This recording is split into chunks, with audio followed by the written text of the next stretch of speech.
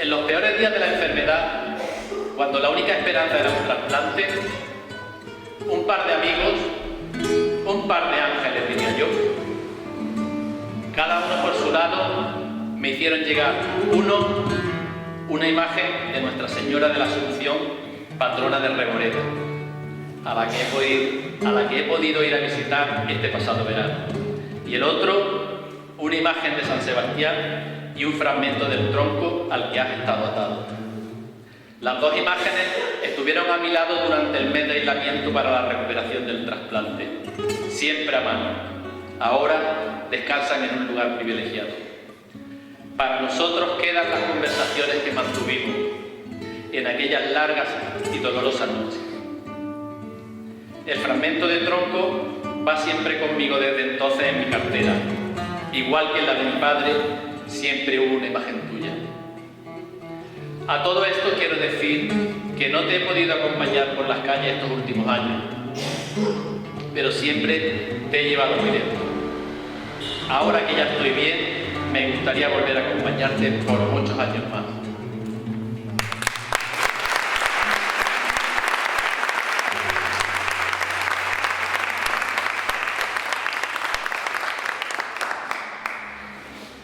Pero ¿quién fue este hombre por el que tanta devoción profesamos? Conozcamos un poco más de su vida. Sebastián nace en el año 256 de nuestra era. Era hijo de familia militar y noble, oriundo de Narbona, la Galia del Imperio Romano, actual Francia. Pero creció y fue educado en Milán. De muy joven emprendió la carrera militar y llegó a ser tribuno de la primera cohorte de la Guardia Pretoriana, cargo que solo se daba a personas ilustres. Era respetado por todos y muy apreciado por el emperador, que desconocía que San Sebastián fuera cristiano de corazón. El noble tribuno cumplía con la disciplina militar, pero no tomaba parte en los sacrificios a los dioses ni en otros actos idolátricos. No exteriorizaba su fe íntima, aunque se valía de su posición privilegiada para ejercer el apostolado seglar entre sus compañeros de milicia, además de visitar y alentar a los cristianos encarcelados por causa de Cristo.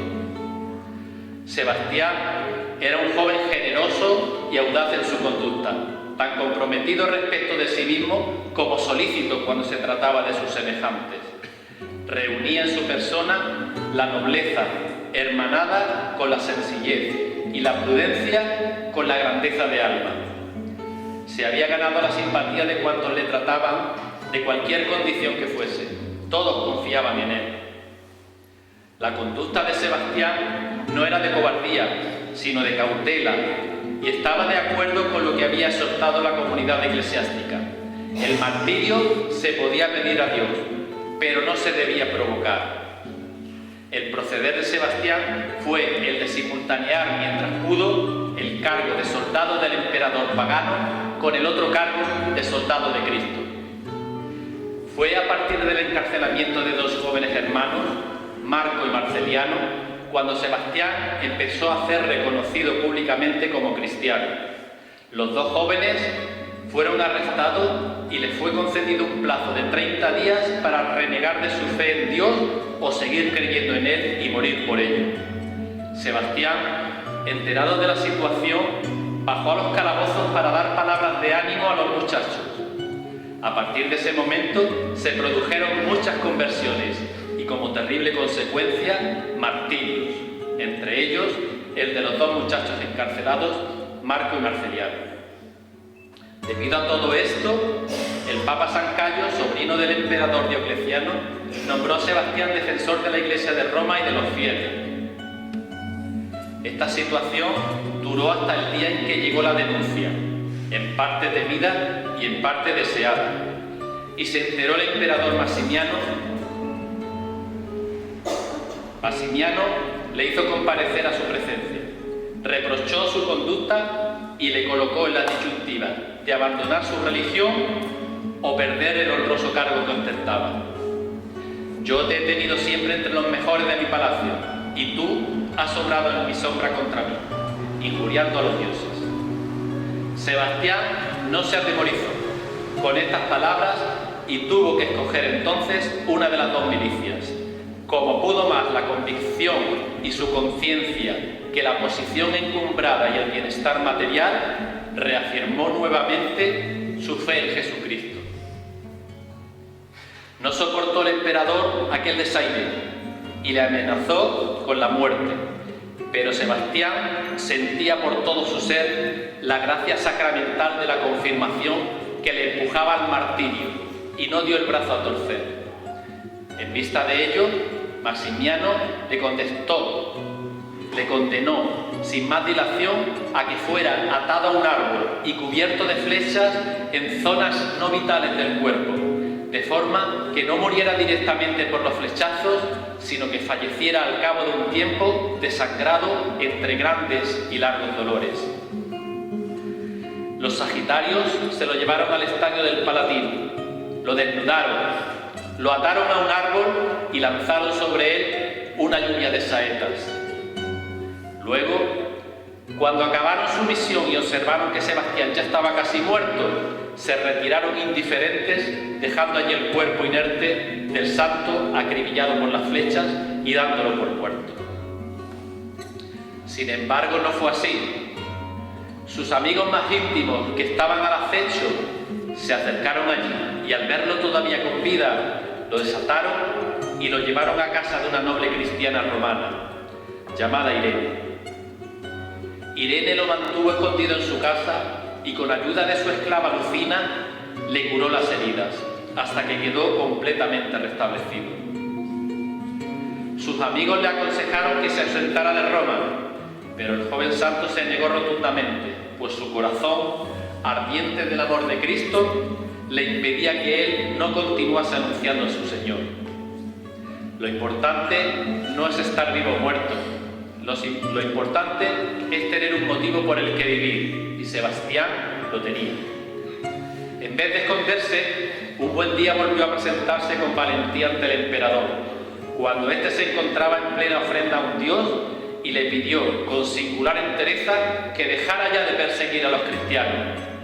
Maximiano, desconcertado porque lo daba por muerto, al salir de su asombro no se dejó ablandar. Al contrario, enojado por aquello, ordenó que lo azotaran horriblemente hasta morir. Y esta vez los soldados se aseguraron bien de cumplir sin errores la misión. Y una vez azotado, tiraron su cuerpo en un canal de aguas residuales. Transcurría el año 288 de nuestra era, contando apenas con 32 años. Según la tradición, Sebastián se apareció en sueños a Lucina, la esclava de Irene, y le reveló dónde estaba su venerable cuerpo, que había sido arrojado a la cloaca máxima. Lucina y un grupo de cristianos recogieron su cuerpo sin vida de Sebastián y lo sepultaron en un cementerio subterráneo de la Vía Apia romana, que hoy lleva el nombre de Catacumba de San Sebastián. Sebastián era considerado ya en su época un apóstol, un testigo convencido, abrazado por el amor de Dios que le invadía y que lo fortaleció en todo momento. Siglos más tarde, concretamente en el año 680, en la ciudad de Roma hubo una gran epidemia de peste.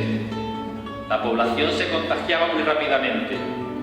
Tradicionalmente, las plagas eran representadas como una lluvia de flechas que emanaba de la mano de Dios. Así nació la creencia de que aquel que había sobrevivido a un ataque de flechas, San Sebastián en el primero de sus martirios, era capaz de proteger a los devotos de las calamidades que diezmaron a la población durante la Edad Media. La gente fue a invocar la protección particular del joven mártir Sebastián y, según rezan las crónicas, la peste cesó de inmediato. El hecho se divulgó rápidamente y desde entonces la Iglesia Universal ve en él al abogado especial contra las epidemias. También data de muy antiguo el invocar a San Sebastián contra los enemigos de la religión cristiana.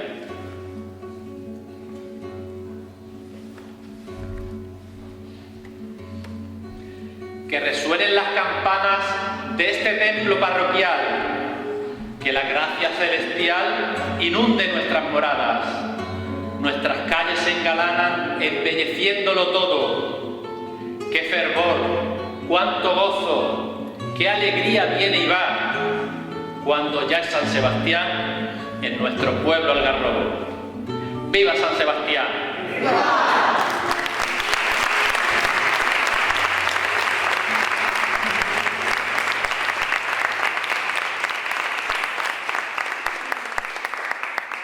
¿Y de dónde proviene la devoción a San Sebastián en nuestro pueblo? La devoción a este joven santo, San Sebastián, entraba en las arquías de la mano de los reyes católicos, en la reconquista del Reino de Granada. Devotos fervientes del santo guerrero por su eficaz bravura en lo más recio del combate. A él le encomendaron la tutoría de un buen número de sitios y lugares que iban reconquistando, entre ellos nuestro precioso e incomparable pueblo de Algarrobo y muchos otros lugares de la provincia. Al menos unos 20 municipios malagueños cuentan a San Sebastián como su santo patrón. En tanto que en muchos de estos pueblos la celebración de la festividad se ha ido devaluando y apagando con el paso de los años, en Algarrobo, por contra, cada vez cuenta con más fieles y la celebración alcanza unos niveles nunca antes imaginados, gracias a personas que han sabido cuidar y mimar nuestra historia y nuestras tradiciones. Mirar nuestro pasado, conocer nuestra historia, supone revelar la vida que hay en la memoria, acoger como una ráfaga de luz una verdad que puede ser desconocida hasta ahora. Es que la vida del pasado sea la maestra del presente, siendo testigo del ayer y del hoy. La historia da identidad a un pueblo, nos ayuda a comprendernos mejor, a saber quiénes somos y de dónde venimos.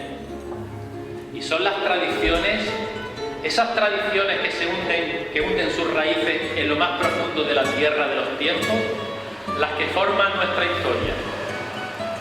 Tradiciones que se convierten, apenas sin darnos cuenta, en leyes naturales de convivencia, de cultura, que en la mayoría de los casos expresan la necesidad y la manera que tenemos de buscar y relacionarnos con el Dios de la vida, dando lugar a lo que llamamos religiosidad popular. Son también esas tradiciones las que marcan nuestro carácter afable, caritativo, abierto a todos, sin diferencia, acogedores en su esencia y amables en su forma. Las tradiciones nos definen también como pueblo, otorgándonos señas de identidad y conciencia colectiva. Tradiciones que a lo largo de los años en su historia describen a Algarrobo como un pueblo profundamente religioso y cristiano. Debemos potenciar nuestras raíces, hemos de desempolvar nuestras tradiciones, hemos de ensalzar nuestras celebraciones religiosas porque estaremos ensalzando nuestra identidad de pueblo. Estaremos haciendo que reluzca con más esplendor nuestra esencia, nuestra más profunda identidad.